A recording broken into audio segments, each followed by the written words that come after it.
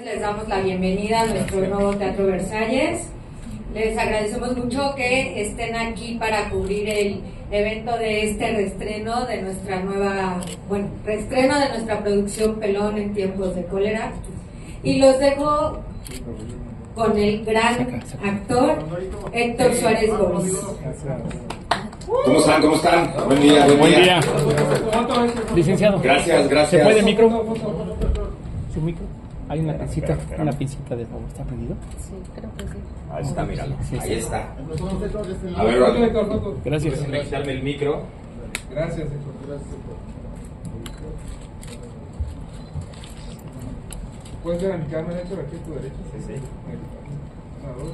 Una más. Una más por acá. Gracias. ¿Y para media, Héctor? Sí, quita el micro. ¿Media por acá? Ahora acá en medio en el escenario, por favor. De este lado. Un poquito más al frente. Ahí está perfecto. Excelente. Excelente. Una más. Excelente. Excelente de este lado. A tu derecha, por favor. Eso es. Una más aquí. Una más aquí. De este lado. Ok. A ver, en el trono. Empezamos a tu izquierda, por favor. Juega.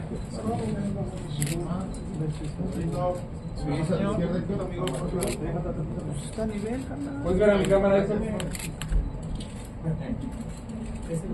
De este lado. Eso es, gracias. Perfecto. De frente, por favor. Gracias. A tu derecha, por favor.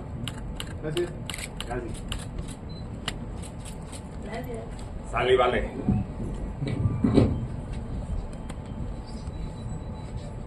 Hasta arriba.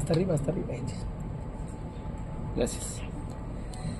Bueno, pues tuvimos que parar la temporada en agosto porque me fui a República Dominicana a hacer La Isla para Telemundo. La conduje, estuve fuera 3 meses, regresé apenas este fin de semana y de hecho en septiembre íbamos a develar las 1100, no se pudo porque me fui a grabar La Isla, pero las vamos a develar en enero. Había invitado a Luis García y a Cristian Martinoli y seguirán invitados. Vamos a empezar todo diciembre los viernes con funciones especiales el 25 de diciembre y el 1 de enero, y ya en enero regresamos a hacer 2 funciones por semana. Para eso los invitamos para dar a conocer que regresa el Pelón. Voy a estar haciendo gira por la República y Estados Unidos y todos los jueves y viernes aquí a partir de enero, y en diciembre todos los viernes. Y ahora sí estoy a sus órdenes, todo lo que quieran preguntar. Héctor, buenas tardes. ¿Cómo estás? Resulta muy satisfactorio, ¿no? El regresar con un proyecto pues tan exitoso y que ha sido muy bien recibido por el público. Imagínate, es mi bebé. Cuando lo estrené el 20 de septiembre del 2008, yo jamás me imaginé ni siquiera que iba a cumplir 100 representaciones. Yo iba por un contrato de 10 funciones y ahí se acababa mi gusanito y matar el gusano de hacer stand-up comedy. No sabía lo que iba a pasar. Y esto voy a cumplir 18 años este septiembre de hacerlo, y ya llevamos poquitas más de 1100 representaciones. Sí es anormal, sobre todo para alguien que está solo, ¿no? O sea, porque los que cumplen 1000 son Ocesa, Go, todas esas grandes producciones que tienen. Esta sí fue de a poquito y yo solito. Sí. ¿Dónde estás? Hazme así, ya, ok. No te escuchas. Bueno, ¿ya está? Ahí estamos. Héctor, en 18 años, justo que dices de esta hora que llegas, ¿ha cambiado algo? Mucho. Digo, ya son 18 años, ya han cambiado temáticas y demás. ¿Y qué te ha dejado justamente este proyecto en lo personal? Pues mira, cuando lo estrené, para empezar, no existía mi hijo Pablo, mis papás todavía vivían, porque además el tema central es cómo nos educaron en la casa. Y a lo largo de 18 años, pues mira, empezó durando 45 minutos. Cuando lo dejé de hacer para hacer Los Locos Bares en el 2015, el Pelón ya duraba 2:15.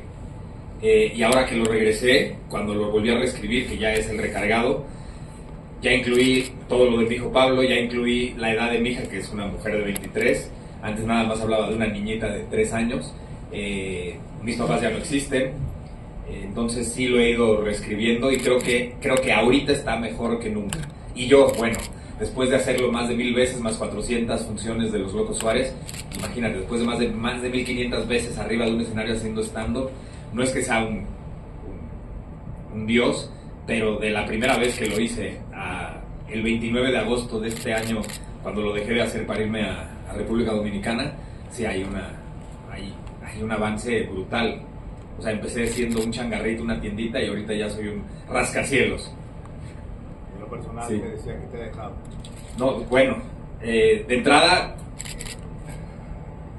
hacerme entender a mí mismo que sí puedo escribir mis proyectos. O sea, porque de ahí vinieron Los Locos Suárez, después Buenos Muchachos con Juan Soler. O sea, puedo escribir mis cosas, sí gustan, pues. Y la gente las entiende, no nada más las entiendo yo, porque antes yo no enseñaba lo que escribía porque me daba pena. Eso es lo primordial, y lo otro es que me puedo generar a mí mismo mi propio trabajo, porque algo extraño pasa con mi carrera en este país, que haces algo, o sea, bueno, yo hablo de mí, hago algo y de repente pasan 3 años para volver a hacer otra cosa. La última serie que grabé en México fue en el 2017, entonces todo lo tengo que salir a buscar fuera. Entonces, pues imagínate, mientras estoy aquí, si no hay series, si no hay nada más, esto me genera a mí mi propio trabajo, y así me he mantenido a lo largo de 18 años. ¿A qué le atribuyes, Héctor, el que no haya quizá estos proyectos atractivos en televisión? Por un lado, que sí soy de las personas que más del 50% dice no, muchas gracias, porque no me gusta. Y el otro 50% deberías de preguntárselo tú a los productores de este país. Héctor, buenos días, enhorabuena, felicidades. Gracias. Por 18.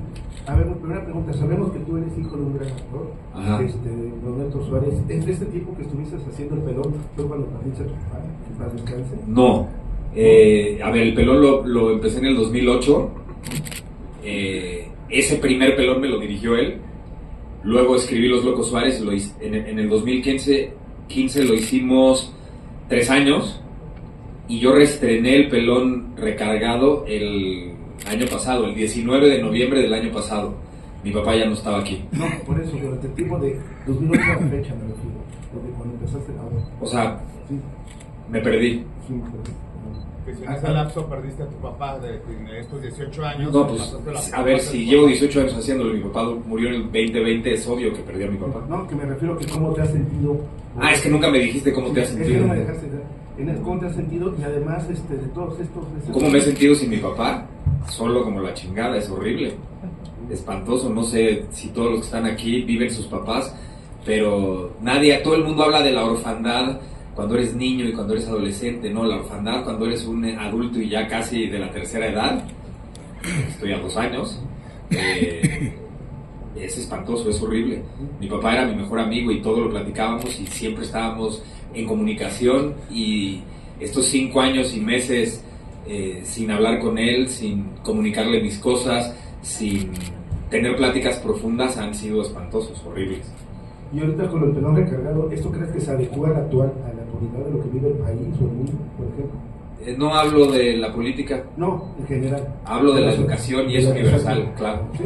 Por eso he podido presentarlo en Sudamérica, en Centroamérica, en Estados Unidos, en toda la República Mexicana, y no hay una sola persona que no se identifique. Porque es universal, o sea, es la educación, cómo nos educaron. No tiene nada que ver con la situación del país. Gracias. Buenas tardes, Héctor. ¿Para qué traigo a la pinche gente a llorar, no? Buenas tardes, Héctor. ¿Cómo estás? Jessy de la Vega, de JB Radio. ¿Qué le espera aparte de este gran proyecto en el 2026? Ay, bueno, la tercera temporada de La Isla. Ya me quedé como el conductor oficial. Tengo un callback de una serie para una de las aplicaciones, ya sabes, puede ser Amazon, Netflix, HBO Max, no quiero decir cuál. Tengo que hablar con Juan porque teníamos pensado reponer Buenos Muchachos. Nos quedamos como a 10 de cumplir 100 representaciones, y el pelón lo voy a seguir haciendo. Yo el pelón no lo voy a dejar de hacer nunca más en mi vida. O sea, esos 3 años que lo paré, creo que fue la estupidez más grande. No lo debo de parar. Hola, acá Lolo de Lolo Channel TV. Por ejemplo, el éxito que has tenido con el pelón, estaría padre que a lo mejor lo metieran en televisión. ¿Lo has pensado o algo? Pero es un stand-up. Entonces no, pero no se podría llevar a... Cuando iba a grabar mi especial para una plataforma,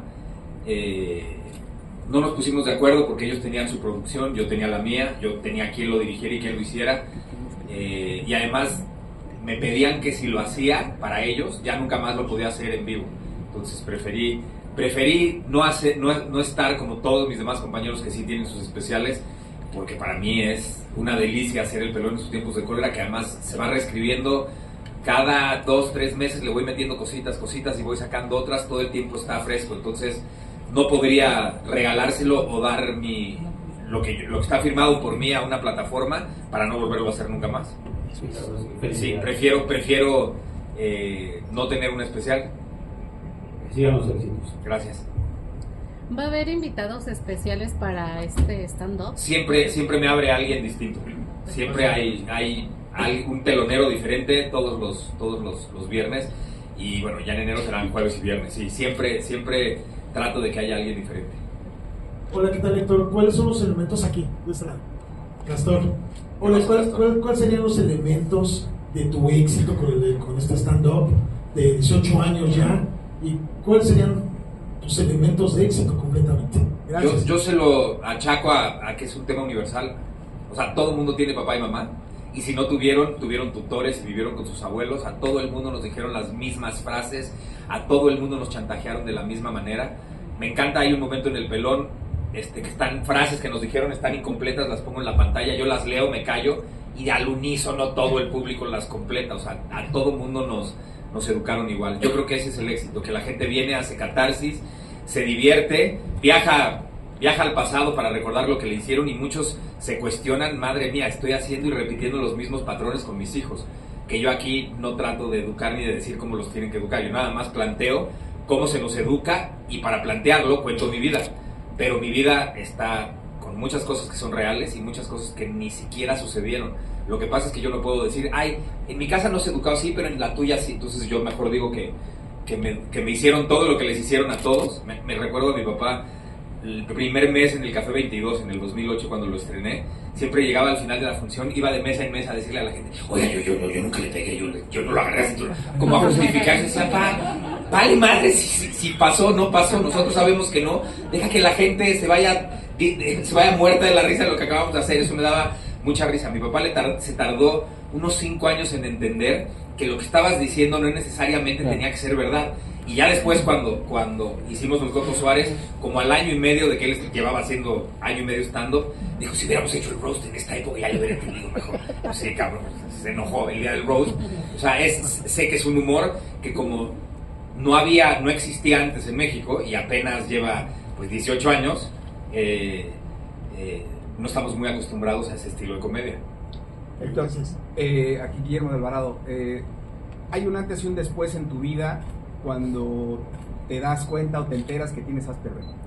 Sí. ¿Cómo cambia el pelón antes de esa... El pelón lo escribí ya habiendo sido diagnosticado. Okay. Y cuando escribí el pelón todavía no se lo decía a nadie. O sea, yo me guardé casi 10 años eso.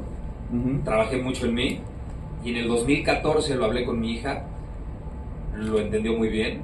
Además me dijo una frase bien bonita, me dijo, a mí me encanta tener un papá sábelo todo, y me encanta que seas nerd, y por favor habla con los abuelos. Entonces le hablé a mis papás y les dije que tenía que comer con ellos y hablar de algo importante, se los comuniqué.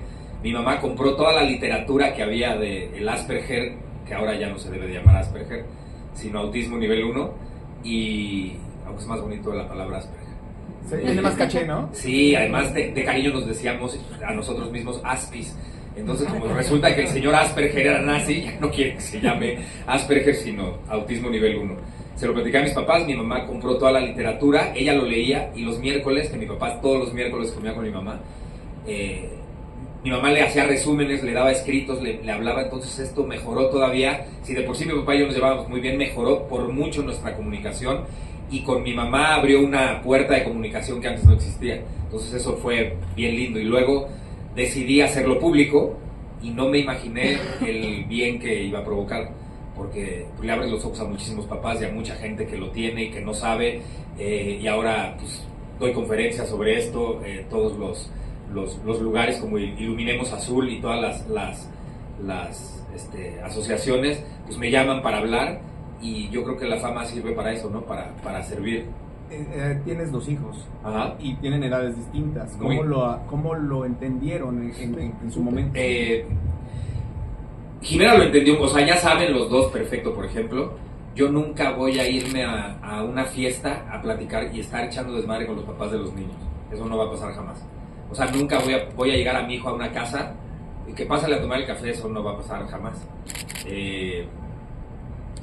Sé que son cosas que otros papás sí hacen, pero hay otras que yo sí hago que no hacen otros papás. O sea, ahí se va nivelando. No puedo relacionarme con el mundo.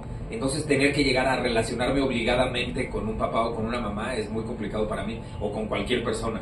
Entonces, están muy acostumbrados a que yo voy a las fiestas, los dejo, o yo me voy a un rincón y ahí estoy solito mientras están en la fiesta, o a lo mejor es una fiesta de alguien que sí conozco y tengo 2, 3 personas con las que puedo platicar. Me cuesta mucho trabajo, muchísimo. Los dos lo entienden muy bien. Entienden perfecto que no celebro Navidad, que no celebro Año Nuevo, o sea, así les tocó este papá, y han sabido adaptarse muy bien a mi manera de ser. Gracias. Ya si soy buen papá o malo, ya habría que preguntarle a este par de cabroncitos. Héctor, de este lado, Montserrat Rosas de Ventaneando. Dime. Bien, compartes que a lo largo de estos 18 años tú has generado tu propio trabajo, has escrito tus propios proyectos. Ajá. ¿De qué manera este pelón recargado te enfrentó a ti, precisamente haciendo el recuento de todo lo que has vivido? Porque en los últimos 5 años has tenido 2 de las pérdidas más grandes de tu vida.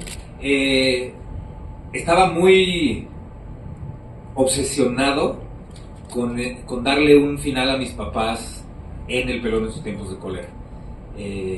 Hay un estandopero gringo que se llama Patton Oswalt, que tiene un capítulo en uno de sus stand-ups donde platica la muerte de su esposa y dice que ese no fue el peor día de su vida. El peor día de su vida fue tener que decirle a su hija que se había quedado sin mamá. Dura como 15 minutos, y los 15 minutos hablando de la muerte aullas de la risa. Yo quise intentar hacer algo parecido y no me salía, y dije, si no me sale, pues no es a huevo. O sea, yo me estoy obligando a mí mismo a hacer algo con lo que no puedo cerrar, porque además no había manera divertida de decir que se habían muerto. Entonces, nada más menciono que ya no existen, y que los he amado y los sigo amando profundamente, y con eso es más que suficiente. No tengo, por lo menos de mi sangre, la capacidad de generar risa con la muerte. Con otras muertes sí, con las de mis papás no. ¿Alguien más? Qué callados. Anímense, porque además hasta vamos a tener una rifa. Dime, allá atrás. Hola, Héctor. Igual preguntarte, este legado que estás haciendo también con tu trabajo, que ha sido siempre impecable, ¿tienes pensado quién seguirá tu dinastía? Al final es una de las importantes. Pues a ver, está mi papá, mi tío, que sería la primera generación. Mi primo Pepe Suárez y yo seríamos la segunda generación. La tercera, pues ya, mi hija ya hizo cositas. Pablo debutó en teatro cuando estaba haciendo Hugo, Paco y José Luis. A Morris se le ocurrió una función donde todos me iban a hacer bromas, y apareció mi hijo en escena. Pero entonces funcionó tanto que Morris decidió que así hiciéramos la primera función de los sábados. Pues el pinche Pablo, ya cuando supo que iba a ser la segunda, dijo, pues yo quiero cobrar. Y entonces pidió 500 pesos por salir al final a hacer su beat. Y después, como había un pequeño número musical que se les había ocurrido para hacerme reír, Pablo dijo, yo también me quiero caracterizar y quiero bailar. Entonces los dos ya debutaron. No sé, también están los hijos de mi tío Alejandro, que no los he visto actuar, pero ellos serían, junto conmigo, la segunda generación. La tercera serían los hijos de esta segunda, que los únicos que han hecho algo son Pablo y Jimena. Son artistas. Pablo juega muy bien fútbol y está en la sub-11 del Borussia Dortmund y entrena, o sea, sí es como ahorita a sus 11 años es un atleta de alto rendimiento porque entrena 3 horas todos los días y hay que llevarlo a lugares lejísimos, así, pero el güey es artista. Y Jimena también. Jimena es muy penosa, pero canta como Los Ángeles, entonces va a terminar haciendo teatro musical. Ella dice que no, va a terminar haciendo teatro musical, va a terminar cantando, va a terminar haciendo, y Pablo igual. Esos serían la tercera generación. Y además sé que a Jimena le cuesta porque dice, no, es que mi abuelo es Héctor Suárez, mi papá es el Pelón, o sea, entonces como que le cuesta mucho trabajo. Pero terminarán haciendo algo, ¿eh? De nada. Héctor, de este lado, a tu izquierda. Dime. Hablando precisamente, y ahorita mencionabas a Luis García, Cristian Martinoli, ¿qué proyectos hay? Digo, se viene el año mundialista, ha sido una voz muy crítica en la cuestión deportiva. ¿Será que se viene algo o estás preparando algo para el mundial? No estoy preparando nada para, o sea, estoy sillones cómodos, cabrón, para ver todos los pitch, porque ahora sí va a haber chingos de partidos. Si estoy acostumbrado a ver casi todos, ahora imagínate con 48 equipos. No tengo planeado nada, me da mucha pena el fútbol en México, ¿no? Que además es como que muy exagerado. Todo en México en el fútbol es exagerado. La fiesta grande, ¿no? La liguilla, el superclásico, o sea, olvídate de Real Madrid y Barcelona, eso se va a la chingada. El superclásico América Chivas, el superlíder, dices, cabrón, la palabra líder ya significa que vas en primer. No, aquí hay un superlíder, pero se compensa con los directivos porque son super pendejos. Claro. ¿Hay algún proyecto en cuanto a, obviamente, crítico de más? No hay nada, está cerrado. Como que, ¿qué quieres que critique? ¿Pudieras estar de invitado en algún programa? Me encanta, mira, el ser tan amante de los deportes me sirvió muchísimo ahora que hice la isla, sobre todo para narrar los retos, los juegos.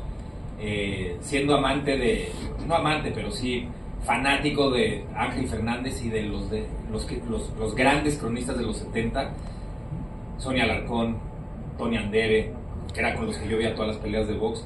Yo no soporto que griten, entonces me ayudó mucho ese estilo. Me ayudó mucho cuando hice el box 2 años en Televisa, pero pues se metía con mi teatro y entonces unos no me dejaban faltar al box y los otros no me dejaban faltar al teatro, pues decidí ya no hacerlo, pero no tengo pensado hacer nada. Si me invitan a programas y demás, feliz voy, pero ¿a poco no están cagados de miedo con lo que vaya a pasar con México? Por mucho que le haya tocado un pinche grupo súper accesible, a mí me da pavor, no veía una selección tan mala desde que vi mi primer mundial consciente, que fue el de Argentina 78. No mames, cómo sufrí. Según yo, México iba a ser genial y perdió los 3 partidos. Y no sé quiénes sean tan viejos como yo, pero no sé si se acuerdan que uno de los uniformes de la selección mexicana del 78 los patrocinaba Levi's. El blanco con rojo era de Levi's y el verde era de otra marca, pero era muy chistoso eso. ¿Por qué te da pavor ese grupo? No, me da pavor México. Están jugando como el culo, ¿por qué?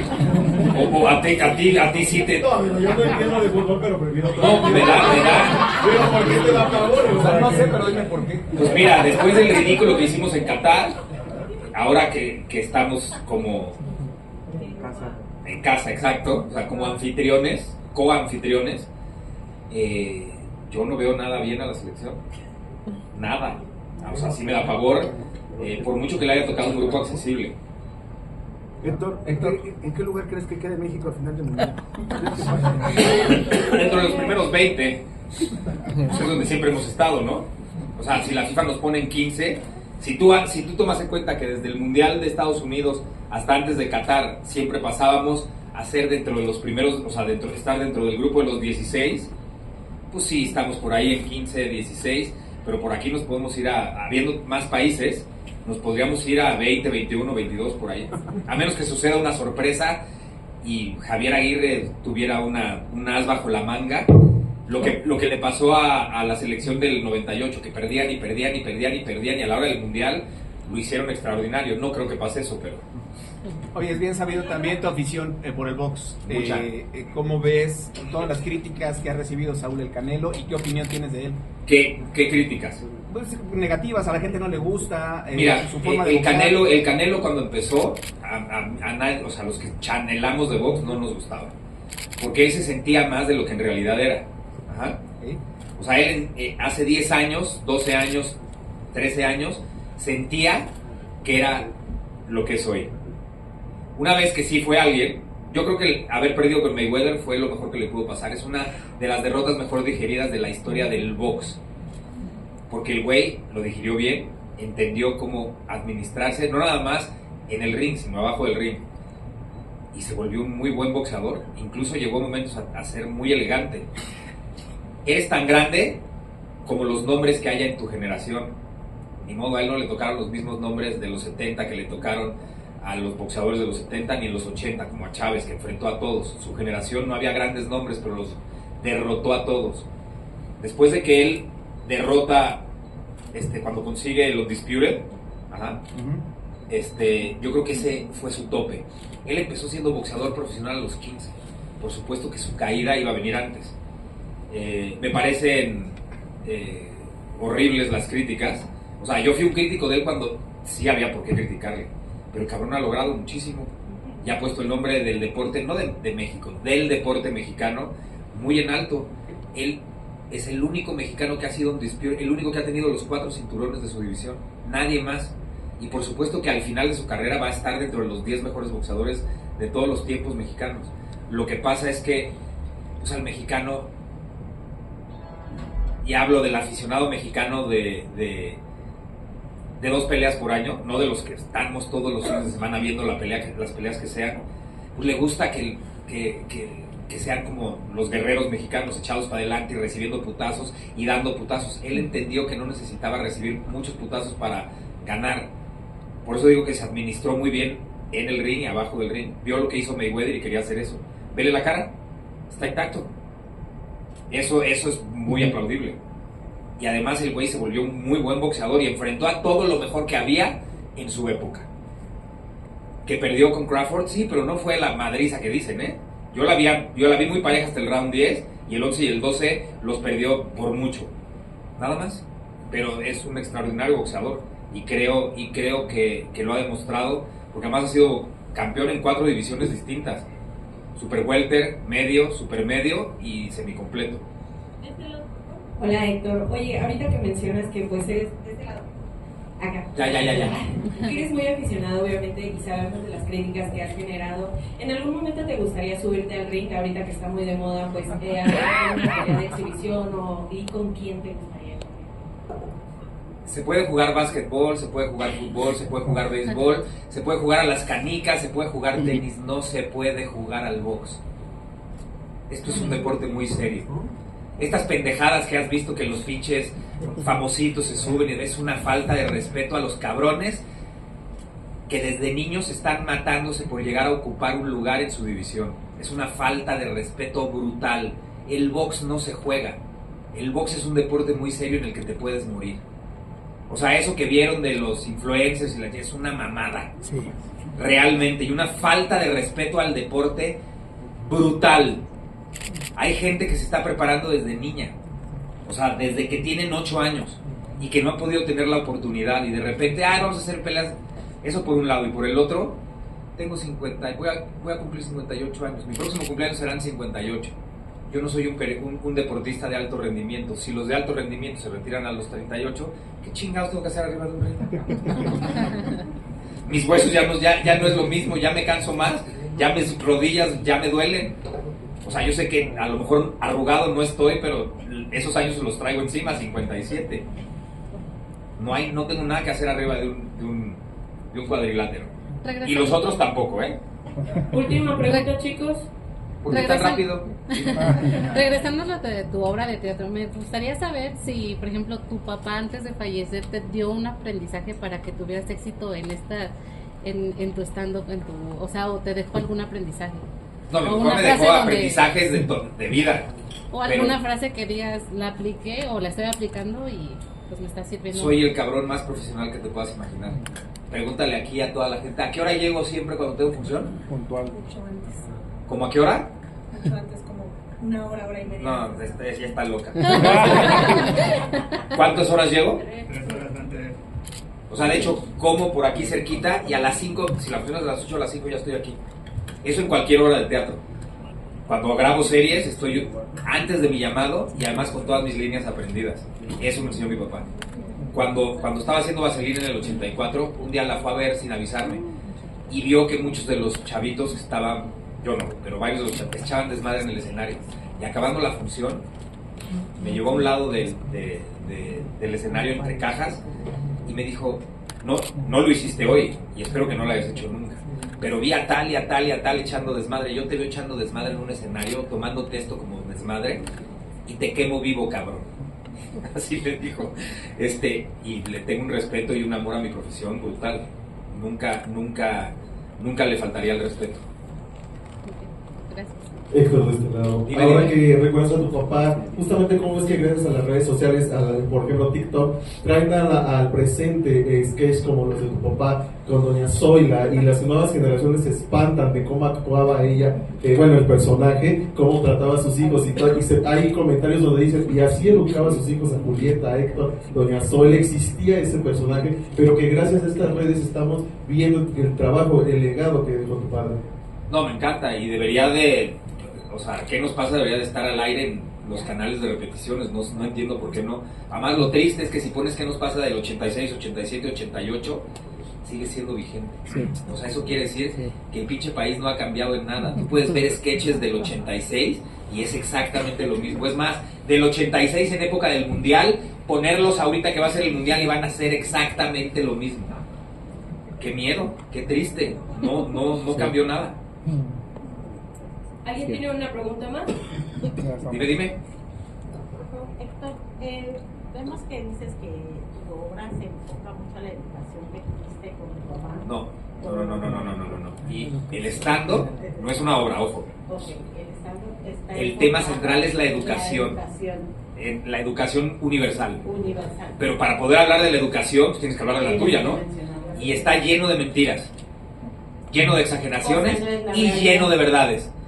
Por ejemplo, mi papá no me puso nunca las manos encima, y aquí yo platico que me agarraba cinturonazos para poder criticar a los papás que hacen eso. Ok, entonces podríamos decir que está enfocado a la educación, pero que pudiera ser de cada una de las personas. No, a la educación universal. Ok, y esta parte... Lo han visto cuando estaba en el NH, lo vieron guatemaltecos, hondureños, costarricenses, que también he ido para abajo, pero también chavos que viven aquí, que sus papás son diplomáticos, japoneses, holandeses, y llegaban y me decían en inglés, es exactamente lo mismo, con otro tono, con otras palabras, pero esto es igual en todos lados. Por eso no pasa de moda el pelón. Ok, una educación universal que pudiera ser que la mexicana es la que tiene más matices que a nivel internacional. No, yo creo que tienen matices todas. Lo que pasa es que, pues aquí el mexicano somos, y lo digo en el pelón, somos el único país que tiene una grosería de altísimo impacto en chiflido. ¿Quién nos chinga con eso? ¿Qué otro país nos chinga con eso? Para más, la manera de hablar de el albur y el doble sentido y cómo somos los mexicanos de mal hablados, es por mucho más chingón que cualquier otro país. Que en los otros países también las mamás dicen lo mismo de, o sea, no hay mamá que no sea chantajista, ¿no? O sea, no hay mamá que no le diga a sus hijos, o sea, ve a checar qué está haciendo tu papá. No hay mamá que no crea que el esposo es un pendejo, ¿no? Aquí por eso digo que todos los papás van a la misma escuela y ahí les enseñan a hacer y a decir todo lo mismo, y en esas escuelas hay talleres como el de mecanografía y de electricidad que íbamos nosotros, pero hay un taller de chantaje para las mamás. Taller de cómo aprender a hacerse pendejo para los papás. Porque eso es la verdad. Ok, y ahorita que dices que está recargada tu nueva temporada. Pues está recargado desde que lo estrené en el noviembre del año pasado, porque no había nada de Pablo.